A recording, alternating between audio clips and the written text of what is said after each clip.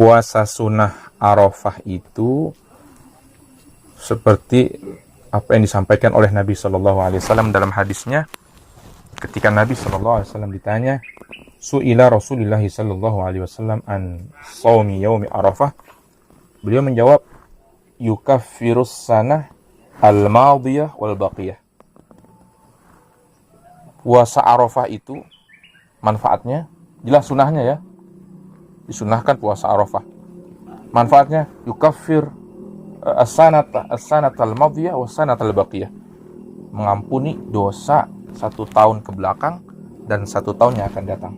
Itu kata Nabi, manfaat atau khasiat daripada puasa Arafah. Kalau puasa Asyura dilanjutkan dalam hadis itu, wa shaum yaum Asyura yukaffir as-sanah al-madiyah, cuman ngampuni dosa yang sudah lampau saja. Nah, jadi istimewanya puasa Arafah itu bisa mengampuni dosa yang sudah lampau 1 tahun ke belakang dan dosa 1 tahun yang akan datang. Itu luar biasanya faedah manfaat daripada puasa hari Arafah. Nabi SAW sangat menganjurkan kita untuk puasa di hari Arafah untuk orang-orang yang tidak melaksanakan ibadah haji. Kan Arafah itu kapan? Tanggal 9 daripada Dzulhijjah. Nah, bagi orang yang tidak berhaji, tidak melaksanakan ibadah haji di tanah suci, maka dianjurkan dengan anjuran yang sangat kuat untuk melaksanakan kesunahan puasa hari Arafah. Ada lagi yang bisa dilaksanakan sebelum masuk hari Arafah. Apa? Puasa tarwiyah. Puasa tarwiyah. Soalnya kan kalau di bulan Dzulhijjah ada tarwiyah, ada Arafah. Tarwiyah itu dari tanggal berapa? Tanggal 8. Sebelum tanggal 9. 9 itu Arafah. Berarti sebelumnya adalah tanggal 8, yaitu tarwiyah. Beda sama Asyura, jangan sampai salah ucap. Kalau Asyura 10. 10 apa? 10? Bukan. Muharram. Kalau Asyura itu nanti 10 Muharram, tahun baru 1445 Hijriah. Kalau Kalau dalam Dzulhijjah ada tarwiyah, ada Arafah. Tapi kalau dalam Muharram tahun baru ada Tasu'ah tanggal 9, ada Asyura tanggal 10. Lain ya. Jangan sampai salah bilang. Kadang-kadang orang menyebutnya ada Tasu'ah, ada Arafah. Salah, keliru. Tarwiyah, Arafah pasangannya. Tasu'ah, Asyura. Itu pasangannya. Di hari ke-10 daripada bulan Muharram. Itu ya. Itu jadi sunnah untuk kita yang tidak melaksanakan ibadah haji untuk melaksanakan puasa di hari ke-8 dan 9 ya. Kalau puasa Arafah, puasa Tarwiyah sebelumnya, Nabi SAW itu memang tidak pernah melaksanakannya. Tapi Nabi SAW punya niat. Andaikan saya hidup di tahun depan, kata Nabi SAW, saya akan puasa pada hari ke-8 daripada Dzulhijjah. Ternyata di tahun itulah Nabi hidup terakhir. Akhirnya beliau tidak sempat melaksanakan puasa Tarwiyah seumur hidupnya. Nah, yang semacam ini juga tetap dikatakan sunnah. Makanya sunnah itu banyak sekali. Kita jangan paham sunnah itu hanya yang dikerjakan Nabi SAW saja, tidak. Tapi yang disebut dengan sunnah itu kan ada sunnah qauliyah yang diambil dari perkataan, ada sunnah fi'liyah yang diambil dari perbuatan, dicontoh Nabi SAW berbuatnya gimana. Ada sunnah takririyah. Sunnah takririyah itu yang Nabi SAW mengiyakan, mendiamkan, tidak mengingkari. Seperti yang terjadi kepada Sayyidina Khalid bin Walid. Ketika Sayyidina Khalid bin Walid itu menyodorkan kepada Nabi SAW Dob itu hewan semacam binatang melata kayak kadal besar gitu. Bukan biawak ya. Orang salah sebut di Indonesia biawak itu adalah dob. Salah, beda. Biawak hewan buas, dob bukan hewan buas. Biawak makan daging, dob makan tumbuh-tumbuhan, itu sangat berbeda. Nah, ketika disodorkan kepada Nabi SAW, maka Nabi SAW mengatakan, kami kaum yang tidak memakan makanan ini. Cukup Nabi SAW mengatakan seperti itu saja. Dan Nabi tidak melarang mengingkari apa yang dilakukan oleh Sayyidina Khalid bin Walid. Akhirnya dinas oleh para ulama ditetapkan bahwa yang namanya dhab itu halal. Nah, itu juga menjadi ketetapan. Jadi Nabi diam, tidak mengingkari, tidak ada larangan, itu juga menjadi sebuah ketetapan hukum. Jelas ya? Jadi kita puasa, nanti bentar lagi nih puasa hari Arafah. Jangan sampai kita ketinggalan, karena puasa hari Arafah itu banyak sekali manfaatnya. Bayangkan, 1 tahun ke belakang diampuni, 1 tahun ke depan diampuni. Mudah-mudahan kita sehat bisa puasa Arafah ya. Nah, ada lagi yang ditanyakan? Sunnah-sunnah apa aja yang bisa kita lakuin di hari raya Idul Adha? Sunnah-sunnah apa saja yang bisa kita lakukan di hari raya Idul Adha? Yang pertama, jelas yang namanya hari raya itu disunahkan untuk bertakbir. Takbiran. Ada hari raya Idul Fitri, sudah lewat kemarin. Yang bentar lagi nih hari raya Idul Adha. Ada namanya takbiran. Kalau takbir, kabbara yukabbiru takbiran. Bertakbir. Kalau ada istilah takbiran, terus-terusan mengumandangkan takbir. Takbiran itu secara syariat fikih ada 2 macamnya. Dalam kitab Fathul Qorib dijelaskan ada takbir muqayyad, ada takbir mursal atau takbir mutlak. Ada 2 ya. Yang pertama nih, saya bahas takbir muqayyad dulu. Muqayyad itu artinya terikat. Apa? Terikat. Muqayyad itu artinya terikat. Takbir muqayyad inilah yang akan kita laksanakan pada hari raya Idul Adha. Maksudnya terikat dengan apa? Terikat dari waktu. Setiap habis sholat fardu. Jadi kan kita sholat fardu 5 kali.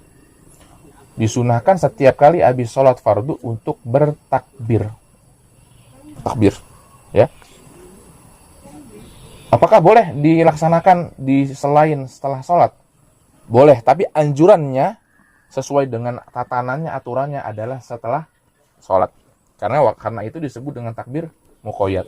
Lah yang takbir muqayyad ini waktunya luas, waktunya lama. Mulai dari hari ke-8 ya, hari ke-9. Arafah tuh, asar. Jadi mau maghrib tuh, itu sudah disunahkan untuk bertakbir. Sampai kapan? Sampai hari tasyrik. Tahu hari tasyrik? Hari tasyrik apa?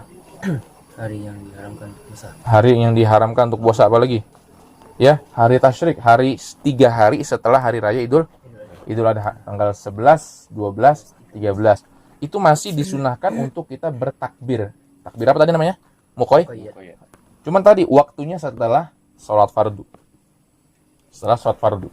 Habis maghrib takbiran, habis isya takbiran, habis subuh takbiran, habis duhur, habis asar takbiran. Pokoknya setelah habis sholat. Nah, itu waktunya terikat ya. Dan waktunya panjang. Sampai hari ketiga tasyrik. Asar hari ketiga tasyrik itu masih disunahkan untuk bertakbir. Terakhir. Ada takbir yang kedua, takbir mursal atau mutlak. Bebas. Mursal itu terlepas atau bebas. Mutlak itu terlepas atau bebas. Inilah takbir yang kita laksanakan pada hari raya Idul Fitri. Mulai dari maghrib, malam takbiran malam hari raya Idul Fitri, sampai kapan? Sampai imam naik ke mimbar. Udah selesai. Itu takbir di hari raya Idul Fitri. Mulai dari malam takbiran di malam 1 Syawal sampai tanggal 1 Syawalnya itu imam naik di khotib ke mimbar tuh selesai dah. Selesai waktunya. Tapi dia tidak terikat dengan waktu habis sholat. Mau kapan saja. Mau sebelum sholat, setelah sholat, habis makan, bangun tidur, pokoknya kapan aja dia disunahkan untuk bertakbir. Namanya juga takbir mursal, takbir yang bebas. Nah, jadi takbiran ada 2, ada takbir mursal, ada takbir muqayyad. Kalau takbir muqayyad nih besok kita Idul Adha. Kalau takbir mursal yang sudah lewat di hari raya Idul Fitri, dia bebas tapi waktunya sebentar. Kalau takbir muqayyad dia terikat tapi waktunya lama. Yang pertama takbiran, sunnah untuk bertakbir.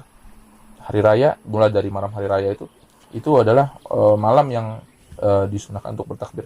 Kemudian Nabi SAW bersabda dalam satu hadis, khamsul layalin la yuraddu fihinna du'a. Ada 5 malam yang tidak akan ditolak doa di 5 malam itu. Di antaranya adalah Lailatul Aidain, malam 2 hari raya. Hari raya Idul Fitri dan hari raya Idul. Ini jangan disia-siakan, ini waktu mustajabud doa. Waktu doa yang sangat sangat diijabah oleh Allah Subhanahu wa taala. Makanya perbanyak doa. Kalau sudah berkumandang adzan maghrib di hari raya itu, malam hari raya, maka kita banyak doa. Apa saja? Minta doa yang baik-baik buat akhirat kita, buat dunia kita. Takbiran, banyakin doa. Terus apa lagi? Bersedekah. Termasuk kan disunahkannya pada hari raya Idul Adha itu adalah kita menyembelih hewan kurban. Nah, menyembelih hewan kurban itu dalam rangka kita bersedekah dengan bentuk daging, dengan bentuk makanan. Nah, itu di situ kita disunahkan untuk bersedekah. Banyakin sedekah. Yang mampu untuk menyembelih hewan kurban, sembelih. Hewan kurban dalam mazhab kita Syafi'i itu 3. Nah, unta, sapi, kambing.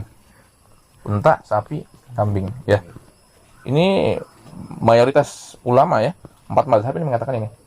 Sapi, unta, kambing. Ada satu pendapat, jadi sebenarnya kita kan bermadhab itu yang bisa kita ikuti 4. Syafi'i, Maliki, Hanafi, Hambali. Tapi di luar 4 itu, apakah ada lagi? Ada banyak. Tapi yang boleh kita ikuti hanya 4. Kenapa? Yang bersambung dan terbukukan cuma 4. Yang lain yang belum bisa kita pastikan originalitasnya, itu belum boleh kita ikuti. Ada madhabnya Imam Ali bin Abi Thalib yang mengatakan bahwa berkurban, menyembelih hewan kurban, itu boleh dengan ayam. Boleh kita ikuti? Nggak boleh. Nggak bisa. Kenapa? Tidak terbukukan dan tidak bisa dipastikan originalitasnya. Karena kita levelnya kita adalah yang mengambil secara zahir. Yang luar-luarnya aja, kita nggak bisa mendalami itu, kita belum mampu. Jadi gitu ya. Bersedekah. Kemudian jangan lupa ada 2 perbedaan antara hari raya Idul Fitri dengan hari raya Idul Adha.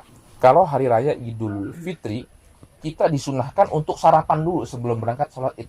Habis subuh sarapan dulu nih. Kan biasanya kita puasa.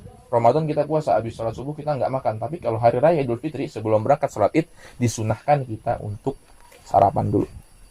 Kalau hari raya Idul Adha, disunahkan habis subuh sampai sholat jangan makan. Puasa, disunahkannya saum. Disunahkan puasa dari habis subuh sampai melaksanakan sholat Idul Adha, itu disunahkan untuk menahan diri dari makan dan minum. Jelas ya?